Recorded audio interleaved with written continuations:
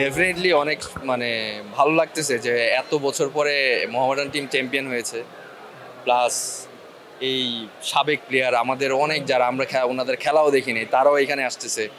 Plus মোহামেডানের 22-23 বছর পরে যে ট্রফির যে আনন্দ, এতদিনের যে ক্ষুধা ছিল যে ট্রফিহীন বা এই ট্রফির যে ক্ষুধাটা ছিল আজকে মনে হচ্ছে পরিপূর্ণ। এই প্রোগ্রামের মাধ্যমে সবার মধ্যে একটা পূর্ণতা চলে আসছে। আর সত্যি কথা বলতে আমরা আমাদের খেলা শেষ হয়েছে আরও 2-3 দিন আগে। তা আমরা এই যে অপেক্ষা করা যে আমাদের এই চ্যাম্পিয়ন সেলিব্রেশন হবে, চেয়ারম্যান আসবে, প্রেসিডেন্ট আসবে, সবার সাথে নিয়ে আনন্দ করবে, এটার মানে যারা চ্যাম্পিয়ন না হয়েছে আসলে এটা বলে প্রকাশ করা যাবে না যে এটার আনন্দটা কতটুকু।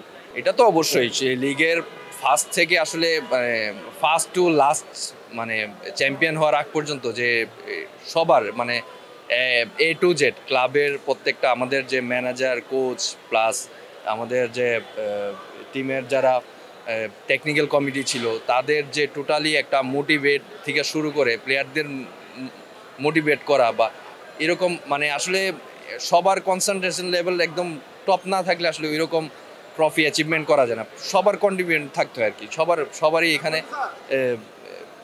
চেষ্টা থাকতে হয়, মানে সবার প্রচেষ্টাই আসলে একটা ট্রফি। সেটা না, সেটা আসলে আমরা এখনো বলতে পারি না। এটা প্রেসিডেন্ট বলছে যে সারপ্রাইজ অবশ্যই আছে। এটা হয়তো প্রোগ্রামে বলবে বা পরে বলবে। সেটা তো ওই যে আমাদের প্রেসিডেন্ট চেয়ারম্যানই উনি প্রেসিডেন্টের পক্ষ থেকেই বলা হয়েছে যে আমাদের জন্য সারপ্রাইজ বা ঘোষণা করবে। আজকের দিন ছিল এটা হয়তো প্রোগ্রামে আপনারা হয়তো দেখবেন বা কি বলবে, এটা আমরা জানি না। সারপ্রাইজ তো সারপ্রাইজ। অবশ্যই ফুটবল ব্যক্তিগত হিসাবে বলেন আর অ্যাজ এ টিম হিসাবে বলেন, সবার জন্যই এই অ্যাচিভমেন্ট কিন্তু আমরা সারা জীবন খেলবো না, বাট এই অ্যাচিভমেন্টটা কিন্তু আমাদের সারা জীবন থেকে যাবে ইতিহাসে। হ্যাঁ, এটা থাকবে যে 24-25 মৌসুমের যে কারা চ্যাম্পিয়ন হয়েছিল মোহামেডান, বিশেষ করে মোহামেডান একটা মানে ঐতিহ্যবাহী টিম, যেই টিমের প্রত্যেকটা ডেট, প্রত্যেকটা ম্যাচের ডেট, ইভেন ট্রফির কিন্তু সব কিছুই কিন্তু সমর্থকরা মনে রাখে।